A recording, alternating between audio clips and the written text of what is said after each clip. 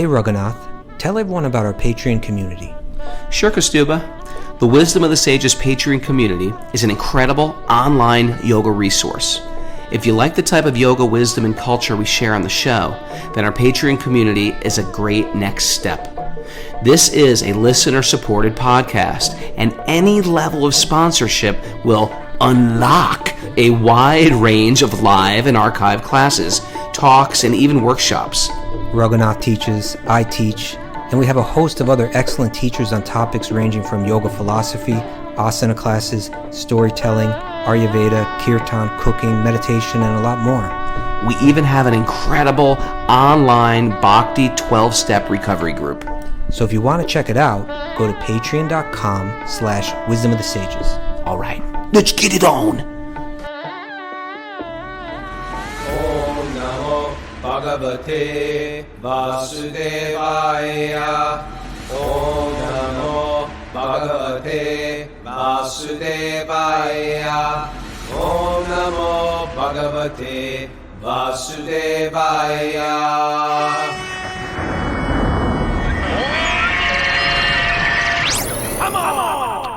Live from Nepal, this is Wisdom of the Sages, a daily yoga podcast with your host Raghunath and your co-host and senior educator at the Bhakti Center in New York City, Kaustubha. Welcome to the show and welcome to Kathmandu. All right. Isn't that a great name, Kathmandu? It is. I love saying it. So it's happening. You're wrapping everything up? Winding everything down here. Okay. It's been good. It's been a good trip. These things are sort of life-changing. Yeah? How has your life been changed? You know, I met a bunch of others. There's a lot of people that are others out there. And, you know, there's just something powerful about this. You know, it's a simple formula, Kaustubha. Yeah. You hear and you chant on a regular basis. And you watch what you say. And you try not to be a jerk. And you don't criticize people. You don't find fault with people. And you don't take offense. And you just stay connected. And you add a lot of hearing and chanting to your life. And magic starts to happen. It's like the simple Lord Chaitanya recipe for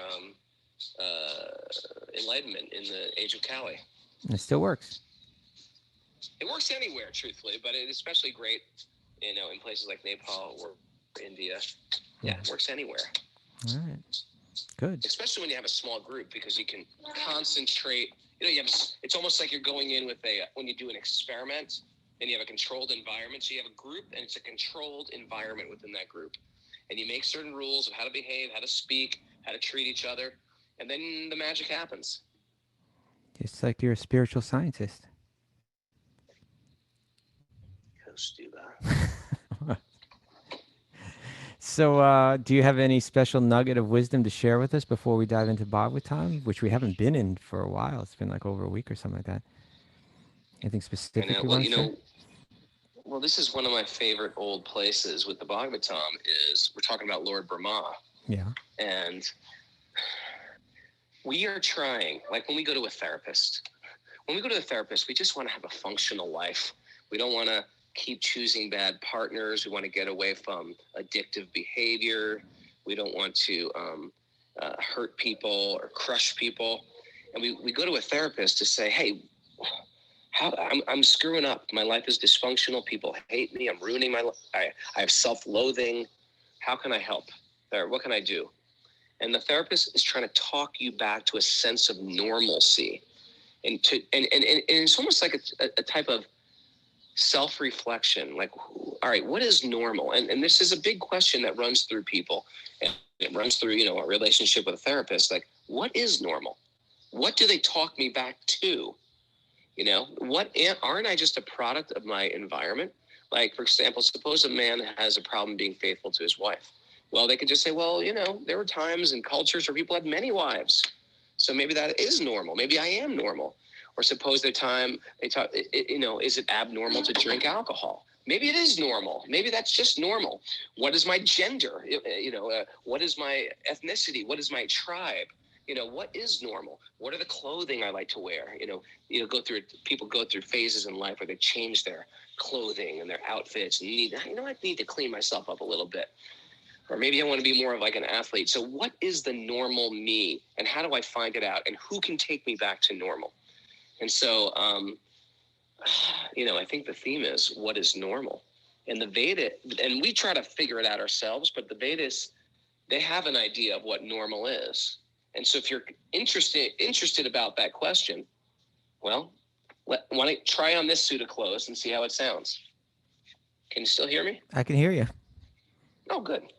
So that's the idea. What am I? Now, the yogis say something very beautiful, I think. They say, normal is you're not a boy. If you're thinking you're a boy, you're not. Normal is you're not an American. If you think you're an American, you're not. Normal is you're not even a human being. What to speak of Democrat, Republican, straight, gay, bi, those aren't you. You have a normal. And your normal has nothing to do with your species. It's got even nothing to do with your religion. Your normal is that you're a pure spirit soul. And from that platform, we can find connection with all other spirit souls. And that extends outside the human species. We find connection with plants and animals and trees and earth and planets and higher beings and angels. The yogis say that this is normal. And the real you is actually a very blissful being. The real you has deep inherent wisdom. The real you has the real you is eternal. You're an eternal being. Now, you've tried on all these other things. You've tried on the Republican. You've tried on the Democrat. You've tried on I'm black. I'm white. I'm Italian American. We tried on so many outfits, but the outfit the Vedas say that is going to tie us all together. This is Sanatan Dharma, the eternal identity of what we actually are. What do you think about that? That's opening. It worked for me. We're just trying to say. Oh, are we live yet? Are we live yet? Yeah. I'm just trying that out for you. It worked. It was good. That was the realization you walked away from the mountains with.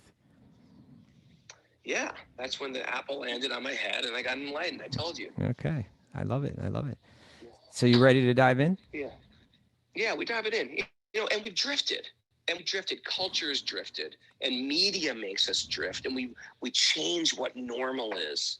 And the weird thing is we have a normal making machine. Like Hollywood is like a normal making machine. And they pump out, here's the new normal. Do you remember when we were young, when we were kids? If we were to say, hey, we're going to, when we were 6 years old, what was a horror movie for us at 6 years old? I'd never watched horror movies, but I guess it was like Friday the 13th or something like that. No, that even was a little later. But when we were really little, horror movies were like Godzilla, really fake Godzilla. Oh, it's like, oh my God. King Kong. Or do you remember Creature Feature? That was like a whole thing on Channel 5. It was just like really cheesy. And monsters. I tell you, yeah, they've made horror and murderous films. They've raised the bar on that to the point of it's enough to really disturb you. So we're changing what normal is. And we're telling people, hey, this is normal. We're changing the way people dress, the way people act, the way children behave, the way children behave to their parents. And we're trying to recreate culture. Maybe not necessarily trying to do it. It's just happening. And so we've drifted so far away from what the Vedas teach as normal.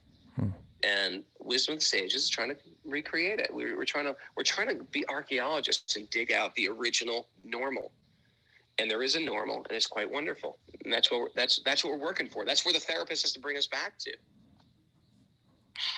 Okay, let it rip. Okay. Ryan, I'm the most. Hit it, yeah. You there? Uh-oh. I'll do the Narayanam Namaskritya Naram Chaiva Narotamam Devim Saraswatim Vyasam Tato Jayamudirayat. You there, Raghu? Yep. Hit translation. I can hear you. First verse. Before reciting the Srimad Bhagavatam, which is the very means of our conquest, one should offer respectful obeisances to the Supreme Lord Narayan. Unto Narayan Rishi, the supremmost human being. Unto Mother Saraswati, the goddess of learning. And to Srila Vyasadeva, the author. Nityam Bhagavat Sevaya Bhagavati Uttama Shloke Bhaktir Bhavati Naishtiki. By regular attendance in classes in the Bhagavatam and by rendering service to the pure devotee, all that is troublesome to the heart will become completely eradicated, and loving service to the personality of Godhead, whose praise with transcendental songs will be established in the heart as an irrevocable fact. Om Jnana Timirandasya Jnananjana Salakaya Chaksuranminitam Yena Tasmai Shri Gurave Namaha. I was born in the darkness of ignorance, but Raghunath returned from Nepal and enlightened me with his words of wisdom. I offer my respectful obeisances unto him and my other gurus. Hey, you know what? We're all just walking each other home. Okay, all right. Ever heard that saying? We're all just walking I each think other that's home. Ram Dass. It's a big, I think so, yeah. yeah. True. Yeah, okay. Well, let's walk each Some other. of us are walking each other home. Some of us are like dragging us back. Dragging us away from few of home. those in my life. Okay, you ready to walk back into Bhagavatam where we left off? Yeah, let's dive into these sacred pages, Prabhu. Okay. And then right after I get off the show, I'm getting on like a 22-hour flight back to JFK. Wow. So I'm going to miss you tomorrow. Right, so we'll miss tomorrow. Oh, by the way, we didn't check in with Mara. Any announcements today, Mara? There's a Bhakti Recovery Group meeting. Miss you too, Raghu. Bhakti Recovery Group meeting at 3 o'clock today. 3 o'clock. Okay, anything else? That's good. Anything happen tomorrow? We should announce that now. Bhakti Recovery Group, 9:30 tomorrow. Okay. That's it. And so, yeah, so we'll miss tomorrow while Raghu's in transit. We'll be back with questions and answers on Sunday. Right? What time do you actually get home, Raghu? 8 o'clock. Going to miss the show. 8 o'clock, what time? I mean, what, a.m., p.m.? In the morning. On Saturday. Saturday. Okay. Yeah. So that's not bad. So you have like 24 hours before I'll this. see you Sunday. Okay. All right. So you ready to dive in? Giving this crazy jet lag. Yeah. So Ready to dive in, man. Do you remember where we left off? Probably not. It's probably like you've lived a whole life since then. Yeah. I don't remember how this whole thing started. Okay. I've been gone for 20 days. All right. So we left off with... We've never taken off this much time from our podcast. Well, we were in and out, but we did miss a bunch of days there. But yeah, for you, it must really feel like that because I've been doing it without you, Guy. We've been continuing. I know. It's probably better. No, it wasn't. We needed you back. I get it. No. I better get home. I'm going to be replaced by Balaram Perez. My new arch enemy. I'm going to get him. All right. So we left When I off... see that Balaram, you tell him. We left off with a description of the birth of Lord Brahma from the lotus flower that grew out of the navel of Lord Vishnu. Right? Remember that? Does it ring any bells? No? Are you even there? I could hear the birds, but I can't hear Raghunath.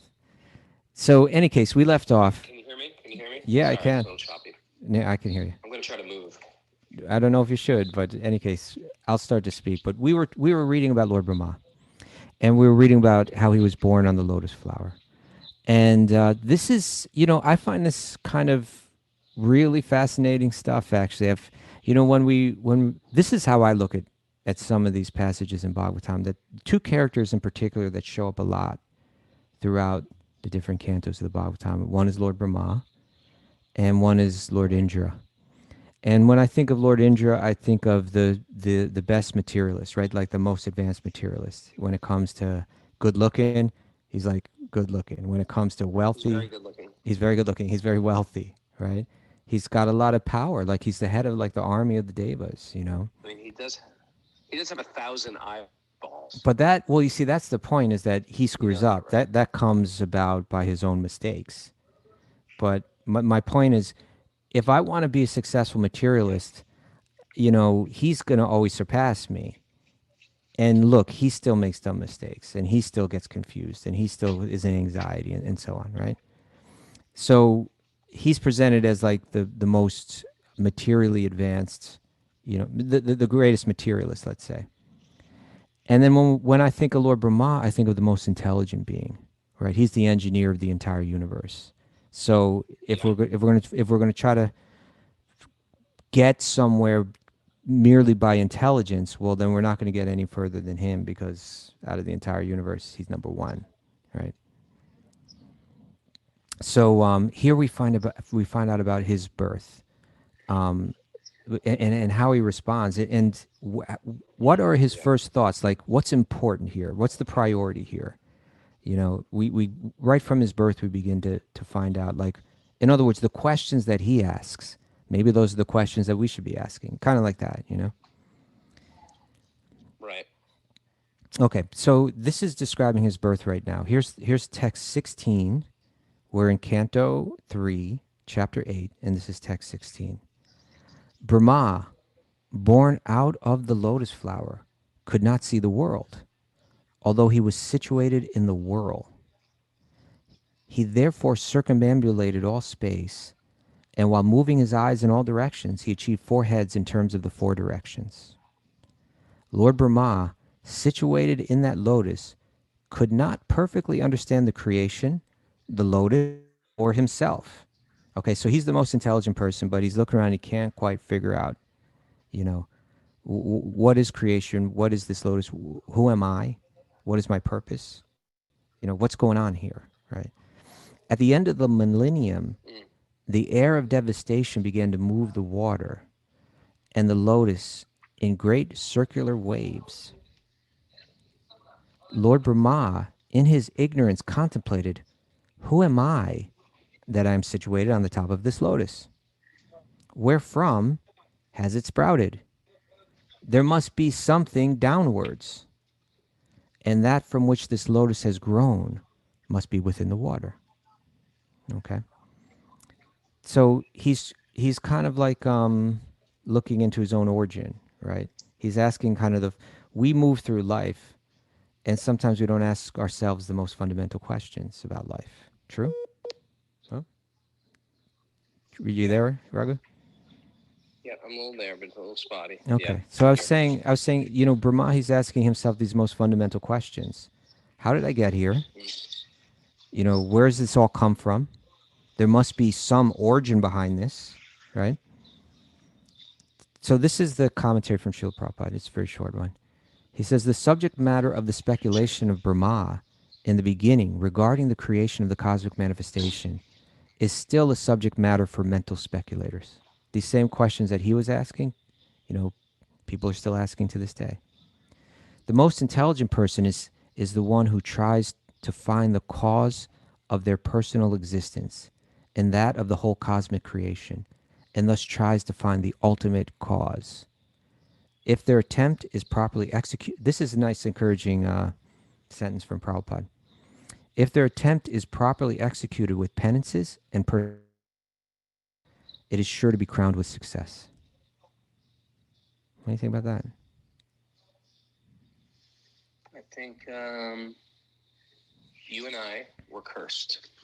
Maybe everybody listening has been cursed to have those questions at the forefront of our mind, and nothing else will be the same now. Because it'd be much easier if we just went along, just sort of like walking around, eating things, smoking things, purchasing things. Life becomes a little simple. We find peculiar little short goals to get to, romantic excursions, field trips or vacations, fill up. But once you start, like, where are we going with all this? Once you start asking that question, it's the question that ruins material existence. And it becomes a burning question, and it drives people to spiritual paths.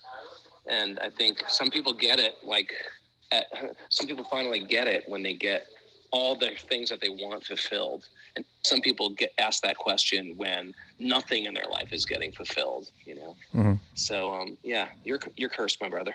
You're cursed. Thank you. and your curse is the greatest blessing.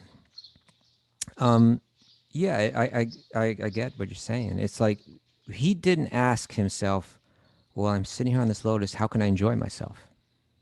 Right?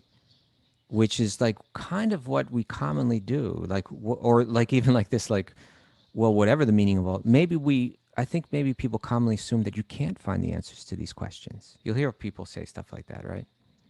Like, there's no way to know. Well, there is no answer. Yeah, there's no way to know. There is no answer. Our parents would say that, well, there's no real answer. God knows, or they'll throw it at God, or they'll just say these aren't answerable questions. Right. And so therefore... Or they'll come up with a very heavy statement. There is no answer. There is no truth. It's whatever you make of it. Life is whatever you make of it. Ever hear that one? Yeah, stuff like that. Yeah. So, so I think so. Then the logical thing to do is let's just try to enjoy it as much as we can. It's going to come to an end. Let's find whatever pleasures we can find, and there's no way to know what's going on behind it. But who's to say that there's no way to know? Like there are. Well, there, here's it. yeah, I was going to say Go there ahead. are long traditions. Like well-established traditions with a depth of philosophical inquiry and dense philosophical texts that actually address these questions. So unless you've thoroughly investigated that, are we really prepared to say there is no answer, that you can't find the answer? Or what came to me when I was a brahmachari for 6 months, or I can't remember what it was, but I was living out in Gita Nagari. Yeah. And I just remember, I was a guy living in New York City. I was traveling a lot. I had a lot of friends in my life. And then I moved to a farm around but nobody except a bunch of cows. Yeah. So you could imagine the type of detox I was getting. And I was celibate, and I wasn't watching TV, and I was going to bed at 8:30. And it was just like, I came back to New York City for a festival. And I ran into Madan Mohan, our very thoughtful friend. Mm-hmm. Philosopher. And I looked at him and just said, I said, I just feel like enjoying. I want to enjoy. And he looked at me in a very funny face. He said, go ahead. He said, good luck. It's like the material world, you just actually analyze it. We have the right to enjoy it. We just don't know how to do it. And the way we've been trained, the way that has been sold to us, doesn't make us happy. And people run like the flies running to the flame to try to enjoy. So yeah, enjoy. That's what we're born. We're actually. It's not like enjoyment's a bad thing. That's what we're supposed to be doing. We're just doing it the wrong way. Now's the time to kick in, looking for love in all the wrong places. I don't know if it's the time for that.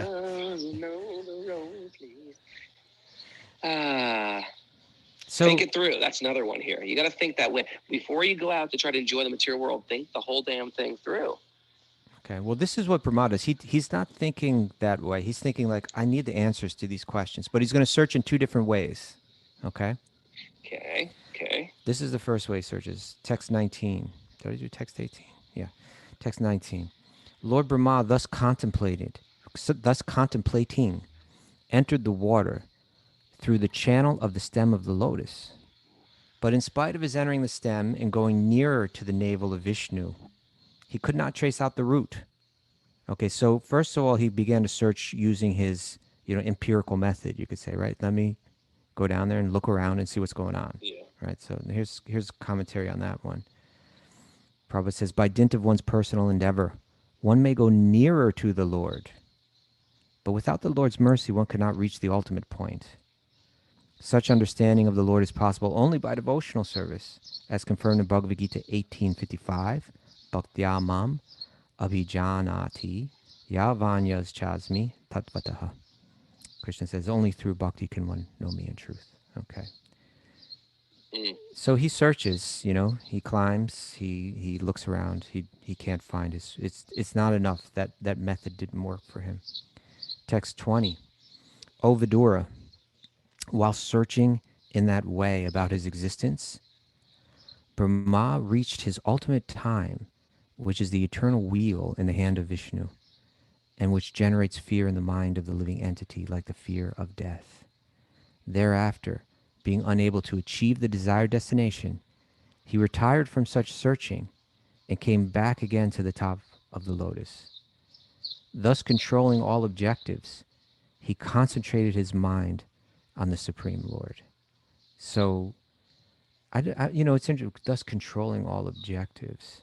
I wonder what the Sanskrit is for that. He retired from his endeavor, nivrittaha. He went back to his own seat, svadishnyam. He reached there without delay. He controlled. Oh, then it describes jita svasva. He controlled his breathing. And nivritta, he retired. And then his chitta, his intelligence, he sat down, nya siddhat, arudha, with confidence, he entered into, then the word here used is samadhi yoga. He entered into samadhi. He entered into a deep meditation. So in other words, he looked outward, and he wasn't able to find the answer to the mysteries of life. He gave up on that. He sat down and he went inward, right? And he entered into samadhi. Interesting. True. That's what we're doing. We're trying to go outward to find the questions of life. And yoga flips it upside down. So then, then it says, text 22, at the end of Brahma's 100 years, when his meditation was complete. Now, in that, we just read, Prabhupada said that if we search for these answers in life, and if we do so, what did he say, with penances and with perseverance, our endeavors are sure to be crowned with success. So that's what, Brahma meditated for a very long time, right? He said, at the end of Brahma's 100 years, when his meditation was complete, he acquired knowledge. And as a result, he could see in his heart the Supreme within himself, whom he could not see before with the greatest endeavor.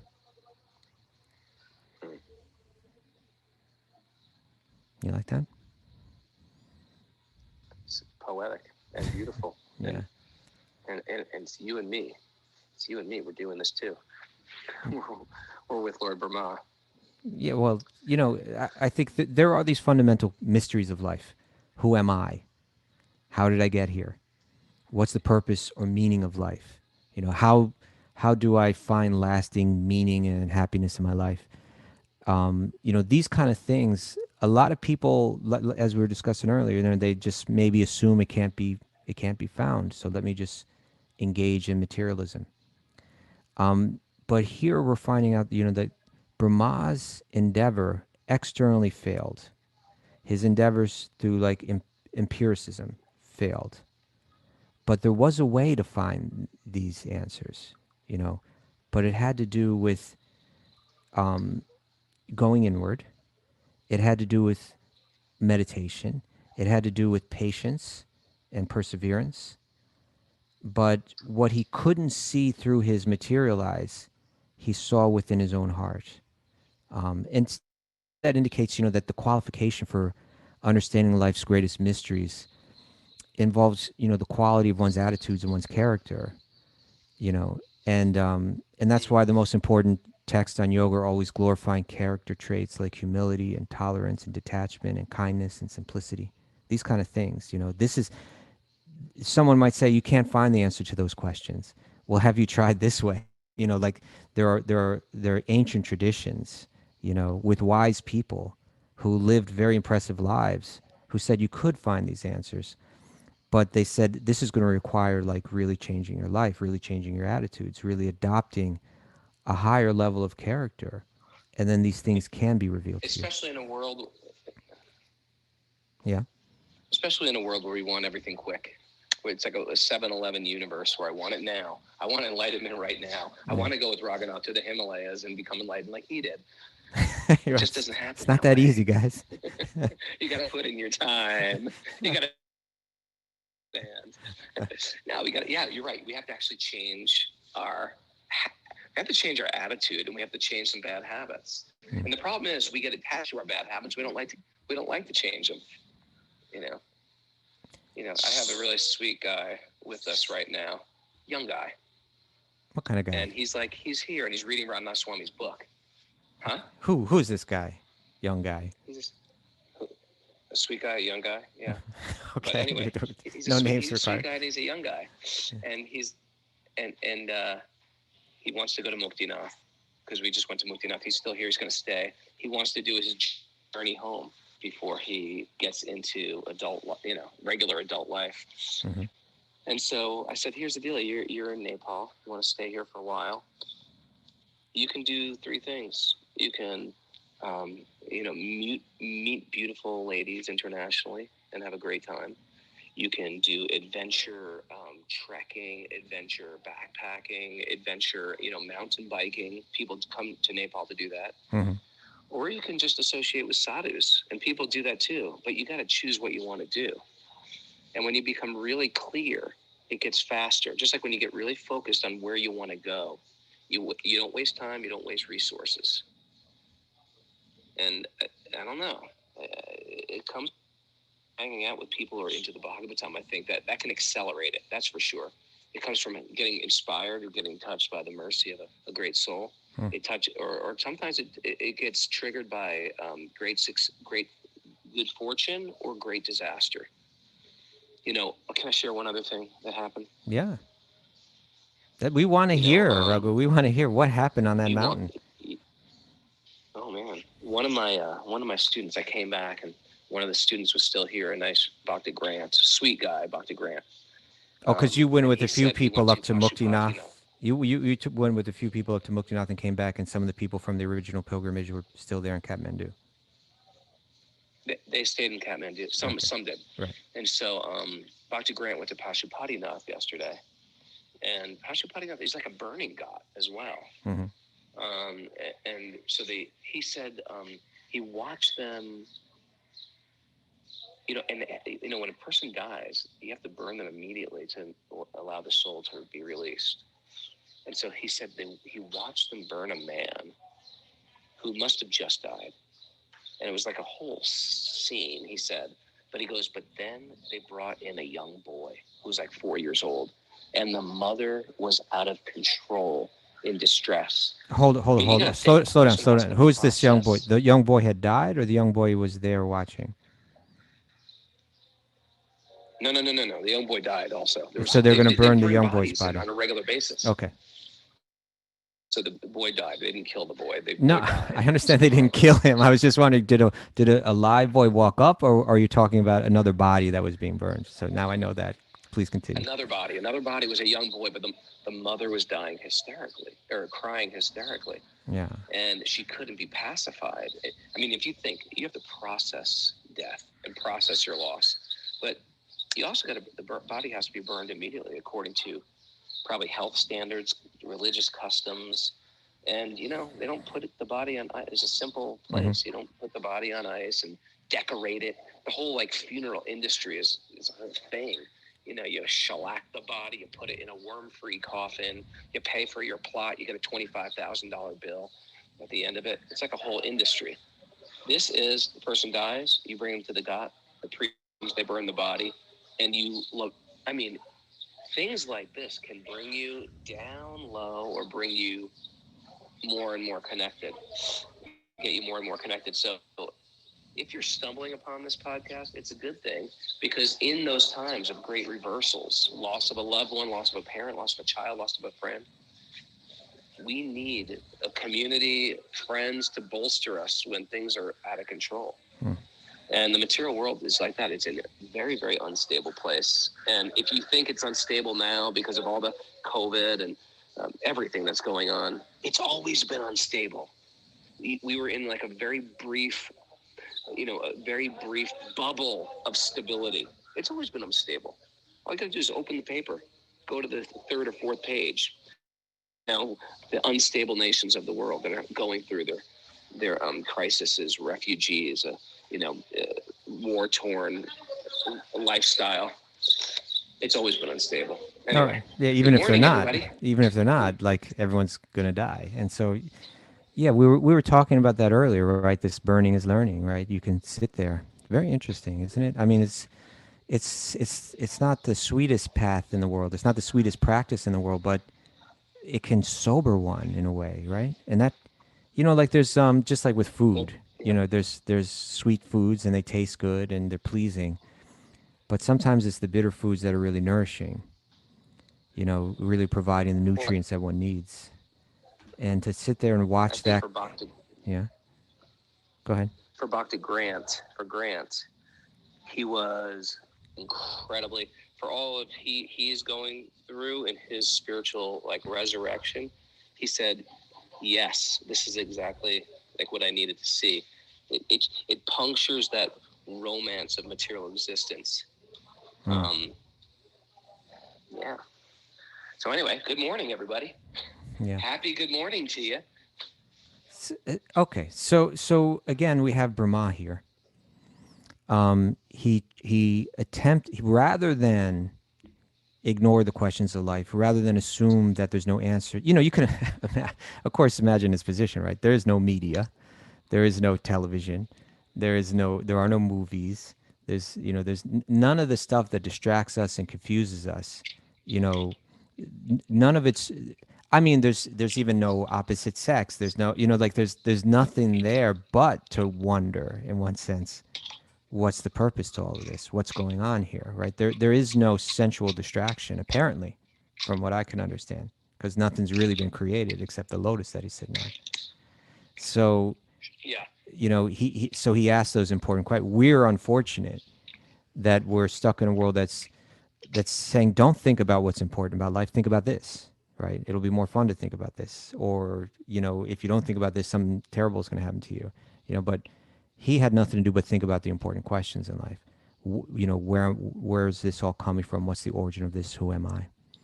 What am I meant to do? So he. By the way, Kaustubha. Yeah.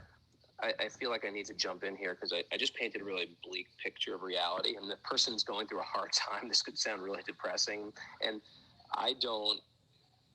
Spiritual life is susukam kartam avyayam. It's actually not. There's a gravity with it, but it's a great joy. I mean, I wouldn't be doing this if it wasn't joyful.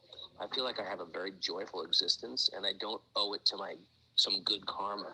I owe it to connection with the sages and the sacred literature, because although the material world is crumbling, our spiritual life is not. Our spiritual life is, resurrecting.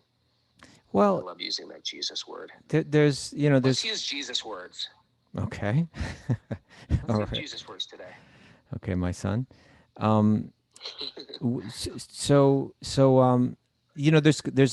There's a simultaneous, like, this is clear thought, right? There's a simultaneous pessimism about material happiness and optimism about spiritual happiness, right? Simultaneously. So it's healthy to eat some of that bitter food, to watch the body burn, to contemplate that our plans for material enjoyment will come to an end. And if we're not understanding this deeply, and if we haven't asked and answered these questions in life, then it's going to be painful, and it'll be depressing or painful or scary or whatever. But as you're saying, there's a flip side to that. That through answering these questions, there's actually happiness, there's bliss, there's, with this understanding, and it gives one fortifies one to walk through the very difficult times, not losing touch with that happiness or that optimism. So Brahma, he searched empirically, he failed. Then he sat down and he went into his meditation. He went within, right? And that'll be described a little bit later, that actually he received an instruction how to go within, right? He heard those syllables, tapa. So following, the instruction, of the Lord, or you can say, as we follow the instruction of Shastra, he slowed down. And this is something that every one of us has to do, right? We all need to sit on our lotus, slow down. Whether we do it on you do that on a daily basis, and you do that, in one sense, going to Nepal for you and all your friends that just went there, that's like kind of sitting on your lotus, right? I'm gonna focus on this internal stuff, right? Well, you know how I am on pilgrimage. I'm not slowing down. Yeah. Well, but I'm it is. Winding up. I'm winding. I need a vacation for my vacation. No, but you're winding up. Like, in other words, I'm not saying you're being inactive, but what I'm saying is you're slowing down in terms of you're setting aside the material things for a bit, setting aside the worldly things for a bit, right? And focusing entirely. So he focused entirely, internally. And that's what we all need to do. We need to be like Brahma in that sense. It's a fact that I really love these coming chapters that talk about how Brahma, he was finding his purpose in life. Why am I here? Right? I don't understand why I'm here. I don't even understand where I came from. But he receives the instruction, he sits down, he meditates. Then he has this darshan of Vishnu. Then there's a connection made, right? And then he receives his orders. What's your purpose to do? And he worries, will I be able to do it? And he gets, confirmation and encouragement. from Lord Vishnu. How the whole and then all that he goes through, the frustrations that he goes through in trying to carry it out. You know, I was speaking this about this on. I was being interviewed the other day on that Honest Man's Wisdom of the podcast. Sages by Balaram. No, Press. on the Honest Man's podcast, by Karuna I'm Avatar gonna and get Jai him. Jagannath. Coming after him. I'm gonna get you, Balaram. No, not Balaram. Relax, relax. So Okay. so anyway, they were asking, they were asking me all kind of questions about marriage and children and all these kind of things. And I said, look at what happened. We'll see this. This will play out in this canto that Brahma, again, the most intelligent, qualified, dignified, serious person, receives the order that you need to create and you need to populate this universe. And so he takes that up with such sincerity, such determination, uh, more so than most people, practically any person, in this world does. How many of us are really concerned with what is my purpose in life, and I'm willing to set aside my own desires to carry out that purpose. That's my focus. It's my clear focus. That's the way Brahma was. So first thing he had to do was create progeny, and the first progeny that he creates is the four Kumaras, these four young boys who are just like, super qualified people, incredibly intelligent, and in his mind, success, right? I've successfully, created this progeny who are going to help me further carry out my mission in life, my sacred mission that I've been given. His intention is entirely right. His qualification, is super high. But even what happens? The first thing that happens with four Kumars we'll read about is that they all get an idea in their head. Actually, we don't want to create progeny. We are, our idea is that the more that you get involved with that kind of thing, the more materially attached you get. So we would prefer not to create progeny. And you know what we're going to do? Even mystically, we're going to just stay in these young boys' bodies so that there's no question of it, right? And imagine how Brahma feels at that point. It's like right off the bat, my four sons have just completely disappointed me, right? I had this idea, and in one sense, you can call it an attachment, right? I had this attachment about how my children would live and how they would help me, carry out. Even they were incredibly saintly and incredibly wise. That wasn't enough. I needed you for this, and you weren't willing to help me do it. You're my sons. You're supposed to be helping me. Right off the bat, experiences. First time a father ever got let down. Yeah, it's historically. That's the point. And he's the first father, So it's like right from the very beginning, we get this message, this kind of sobering message that things don't go as planned. The next thing happens is he becomes angry, and through his anger, he gives birth to Lord Shiva. And the four Kumars are the original. We're going to stay young till we die. I suppose so. They could really do it though, right? So yeah, they actually did. Yeah. So in any case, there's so much. There'll be a lot of lessons coming in these chapters, and I really love that idea of saying, let's look at the first person in the universe, and everything that this person goes through, we're going to go through it too. It's been happening. That's the way of the universe. That's the way it's been since the beginning, and that's the way it's continues. Teenagers that don't want to grow up. Yeah, that kind of thing. Yeah. Being disappointed by don't listen to what you tell. Yeah. Well, I mean, just even the Don't more listen to what you tell them. even the more fundamental idea that like our attachments cause us disappointment and anger, right? Like in the end, Brahma accomplished his goal, Yeah. but in that moment, he was angry and frustrated and disturbed because of his attachments.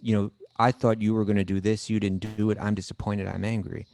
Whereas, he could have been like, okay, that didn't go as planned, but somehow or other, I must carry out without any anger, without any resentment, he could have responded. But so in other words, expect to be disappointed in this world, right? Expect that things aren't going to go the way that you plan them to go. Right off the bat, we should know that, and if we can do that, we can not only pass through this world happier, but more effective as well, more effective in carrying out our purpose. We should know that these disappointments will come. So we learn that right from the beginning from Brahma. But what we also learn, and what we're learning fundamentally here, is that that when it came to understanding these most fundamental questions about life, when it came to reconnecting with his divine source, he wasn't able to do that through material means. He wasn't able to do that empirically. It required a spiritual meditative process, and that's what's recommended in yoga or bhakti yoga. So like there's that verse, Ata Shri Krishna Namadi Na Bhaved Graham Indriyai Seva Mukhe Hi Jiva Dao Swayameva Sparatyada. You know that one, Raghunath? I think I know the Sanskrit a little, but I can't remember what the English is. Well, Atasha, Sri Krishna's name, you can't fully understand it by the blunt material senses, right? By the indriyai. Atashri Krishna Namadi Na Bhaved Graham Indriyai, that no one can understand Krishna as he is through the blunt material sense. No one can reconnect with source, right? Through the blunt material senses. The empiric process will not work. But he says, but sevan mukhe hi jiva dao, svayameva sparatyada. But what he reveals himself to the devotee, being pleased for them by their transcendental loving service, right? So it's through service, it's through seva that one, here it says seva, which begins with the mukhe, which begins with the tongue, or the jiva dao. I'm sorry, seva mukhe hi jiva dao, right? But there it's saying through chanting, right? That by sitting, just like Brahma did, sitting on your lotus, chanting your mantra, and bringing your mind to that spiritual substance, only through that is it understood, right? And the blunt material senses won't work. And if someone was to say, well, God doesn't exist, or this idea of source doesn't exist, it's, Brahma could have sat on that lotus and said, this came from nowhere, because I can't see anybody, right? He could have given up after he went. I searched. I went down the stem. There was nothing there, I'm telling you, right? But he said, well, maybe we can have a fly on our head, or there can be a moth in the room, and the moth has no clue that we're in Kathmandu and we just went trekking, and me and King of Hearts are sharing a room together. The moth is clueless, even though it's right in front of their face. So Krishna can be right there in front of your face. That was another big realization. The mountain is right there, but when the fog is there, you can't even see it. And then when that fog clears, it's the most breathtaking thing. Kathy's on the show today; she knows.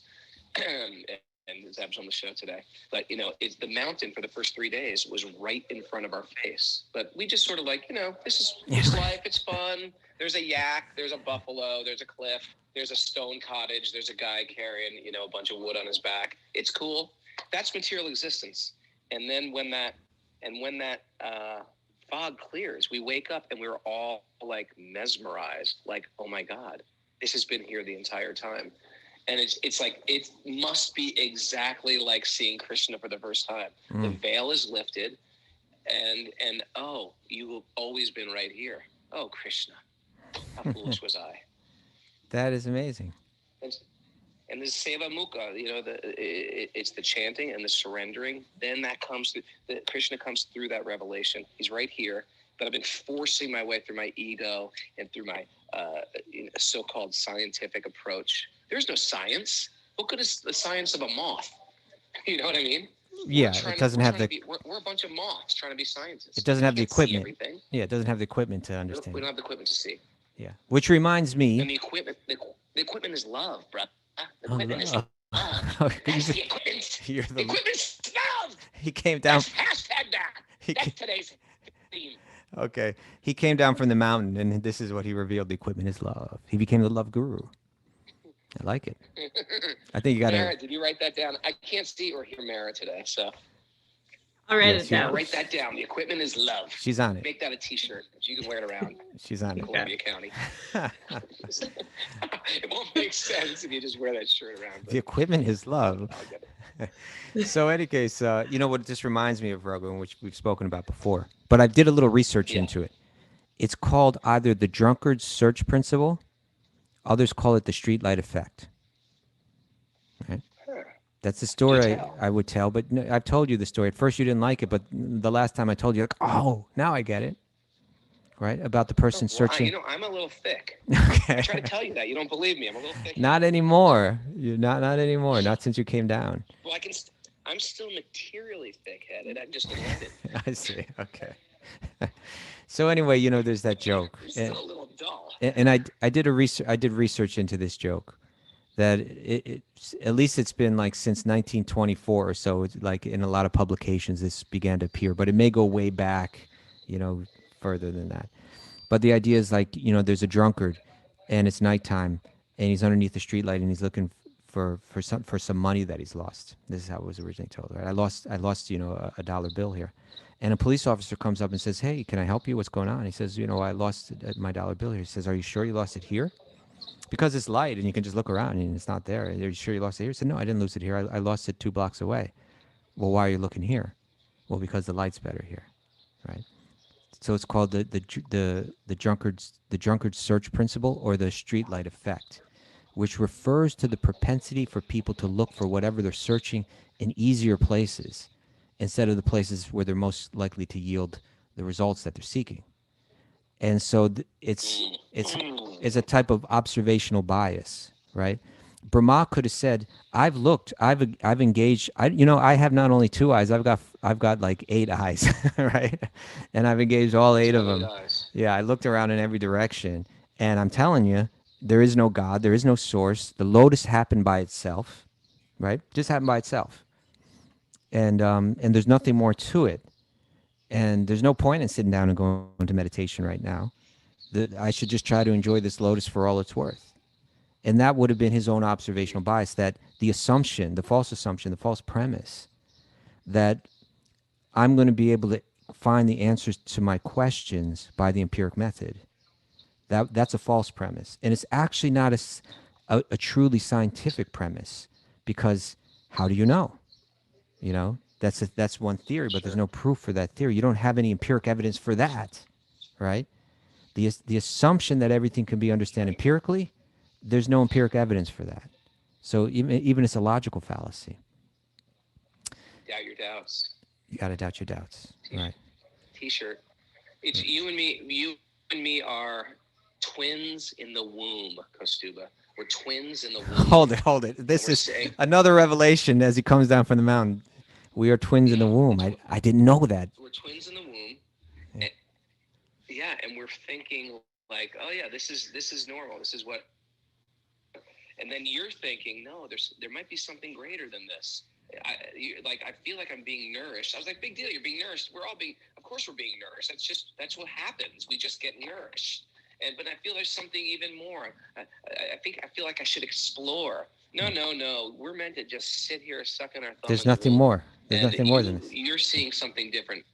There's something so much more. It's actually, for the child, it's almost unbelievable. There's actually a woman, and she's feeding herself, and she has a life, and she has a family, and she is, we're soon to have brothers and sisters that we don't even know about. But we are packed in this womb thinking this is normal. You really understand things now, Raghunath. Body of Christ, amen. What? I'm trying to Christianize my sermons. Okay. Do you remember when did you go to church when you were little? Yes. Do you remember when one day, our generation, if you're not from our generation before us, they used to put the wafer right in the mouth during communion. And then in our generation, they switched it up and they gave us the option to put it in the hand. Do you remember that? I remember they were putting it in my mouth. That's how I remember it. Yeah, well, you have to go up there in a very awkward thing to the priest and stick your tongue out. And one person's holding that thing. One person's holding it like an altar boy's holding that kind of like little thing to catch it in case it's dropped underneath. Did they have that? Like on a stick? Yeah. Yep. One guy, and the other altar boy's got the thing of wine. And I was always like, dip it in the wine. It tastes better. Dip it in the wine. Why are we going here? What brought you back here? I don't know. I just thought it was interesting. There's interesting things that have happened within our lifetime. That was one of them. The switching from the mouth to the hand. That was a big thing. All right. What, you're saying that was some dictate of the church or something like that it switched over at one time? It was just, I don't know why I brought that up. I just was talking. I'm just talking to you. I forgot. Okay. Raghu, I'm not on Zoom. I think with that, I think with that, it's time to leave Nepal and return home. Okay, you all that you can get from there, you've gotten, and it's time to come back. Mara, are you ready with the music? Yeah. Okay. Oh, Mara. Thank you, Raghu. The invisible Mara. Mara got some t-shirts out of the game today, didn't she? I think she did. Do we have some Mara? Mara, do you have any hashtags for us? Any walk takeaways? Mara's gonna give us some takeaways. Raghu, just hold on. The equipment is love. The equipment is love. Lady Di says, expect disappointments, stay even-minded. It's a good one. Good, nice, Lady Di. The street light is shining on the search for satisfaction through craving and aversion. From Brian and I Kylie. can't tell you because these guys say it gets too mixed up. You'll have to tune into the show. You can listen to it on your way home. Maybe. And Alex BN says, we are a bunch of moths trying to be scientists. Okay, very good. Okay. And AJ Sullivan says, dip it in the wine. I don't know if that's what we were looking for, AJ. Dip it in the wine. Time to come home, Raghu. Time to come home. Your teachings are sending people astray. Your flock is wandering, aimlessly into the mouth of the wolves. You must return. I'll be back soon. Okay. I'll be back soon. I miss everybody. I wish I could wave and kiss you all goodbye. No.